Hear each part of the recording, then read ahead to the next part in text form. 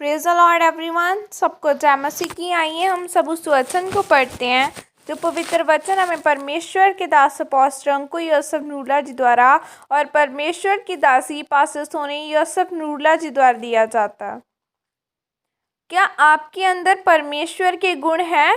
जैसे कि वचन 1 पतरस 2:9 में लिखा है, पर तुम एक चुना हुआ वंश और राज पदधारी याजकों का समाज और पवित्र लोग और परमेश्वर की निज प्रजा हो, इसलिए कि जिसने तुम्हें अंधकार में से अपनी अद्भुत ज्योति में बुलाया है, उसके गुण प्रकट करो। आमीन। मेरे प्रियो, इस ऊपर दिए हुए वचन में हम देखते हैं तो लिखा है कि आप परमेश्वर के चुने हुए याजकों का समाज, पवित्र लोग और परमेश्वर की निज प्रजा है।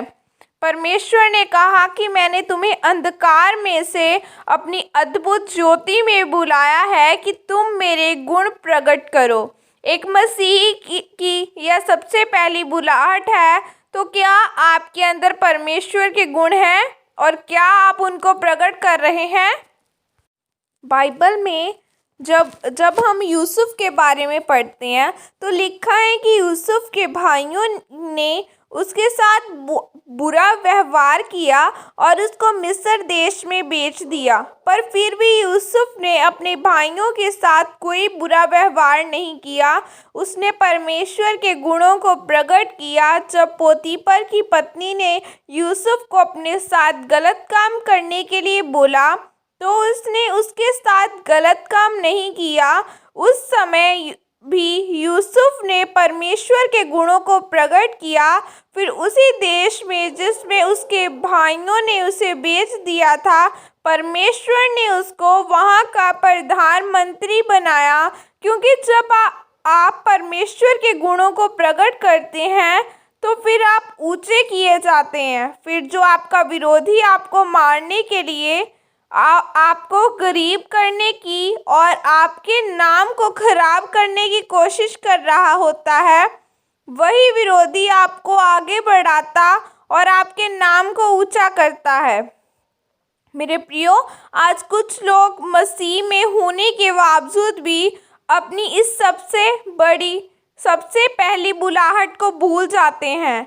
वे चर्च तो जाते हैं, प्रार्थना भी करते हैं, पर परमेश्वर का एक भी गुण प्रकट नहीं करते। वे भी दूसरे लोगों के जैसे झूठ बोलते हैं और गलत काम करते हैं, इसलिए वे अपनी ज़िंदगी में आशीष को नहीं ले पाते और दूसरे लोगों के सामने वे एक गलत उदाहरण बनते हैं। फिर लोग बोलते हैं कि परमेश्वर हमें आशीषित क्यों नहीं कर रहा, क्योंकि आप अपनी पहली बुलाहट को ही पूरा नहीं करते हैं। मेरे प्रियो, जब आप यह फैसला ले लेते हैं कि हालात चाहे कैसे भी हो, मैं दूसरे लोगों के जैसे नहीं करूँगा, मैं वैसे ही रहूँगा जैसे परमेश्वर के वचन में लिखा है, मैं अपने अंदर से सिर्फ परमेश्वर के गुणों को ही प्रकट करूँगा, तो फिर आप यूसुफ की तरह ऊंचे किए जाते हैं।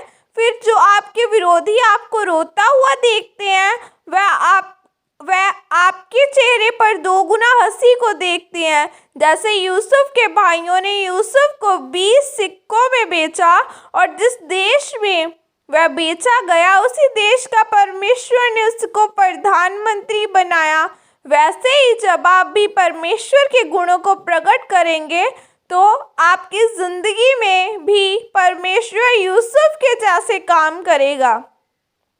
इसलिए मेरे प्रियो, बाइबल को पढ़ें और परमेश्वर के गुणों को समझें। जो परमेश्वर के वचन में लिखा है उसके अनुसार चलें। अगर आपके साथ कोई बुरा करता है तो आप उसके साथ बुरा न करें, क्योंकि बाइबल बताती है कि बुराई के बदले बुराई न करो। फिर जब आप वैसा ही करते हैं तो जैसा परमेश्वर का वचन कहता है और परमेश्वर के गुणों को प्रकट करते हैं तो आप आशीषित होते हैं और दूसरे लोगों के लिए भी आप अच्छी उदाहरण बनते हैं। इस वचन के द्वारा परमेश्वर आप सबको आशीषित करे। आमीन। यह घोषणा प्रेरित अंकु नूरला जी की तरफ से आपके लिए की गई है। सर्वशक्तिमान परमेश्वर के नाम में मैं घोषणा करता हूँ कि जितने लोग इस वचन को पढ़ या सुन रहे हैं, उनका प्रार्थना करने का, बाइबल पढ़ने का जीवन और बढ़े। इनके जीवनों में परमेश्वर आपके गुण प्रकट हो और यह यूसुफ की तरह ऊंचे और आशीषित किए जाएं। प्रभु यीशु मसीह के सामर्थ्य नाम में मांगते हैं, आमीन। आइए हम आपकी चंगाई के लिए प्रार्थनाएं करते हैं। सर्वशक्तिमान परमेश्वर, हम आपका धन्यवाद करते हैं खुदा बना, आपने हमें एक नए दिन के साथ परमेश्वर ब्लेस किया। बाइबल में लिखा है यीशु मसीह के कोड़े खाने से तुम चंगे हो चुके हो। खुदा बना, तेरे कोड़े खाने से हर एक जन चंगा हो चुका है। परमेश्वर, हर जन जो बीमार है परमेश्वर, सबको आपके सामर्थ्य और पवित्र लहू में कवर करती हूँ। इनकी बीमारियां, इनके रोग इन्हें छोड़ के जाए। हर एक डायबिटीज़, हर एक बीपी की प्रॉब्लम इन्हें छोड़ के जाए। परमेश्वर का आत्मा इनके साथ रहे, पवित्र आत्मा इन्हें गाइड करे और शैतानी योजना इनके जीवनों में से खत्म की जाए। प्रभु यीशु मसीह के सामर्थ्य नाम में मांगती हूँ, आमीन। सबको जय मसीह की। God bless you all.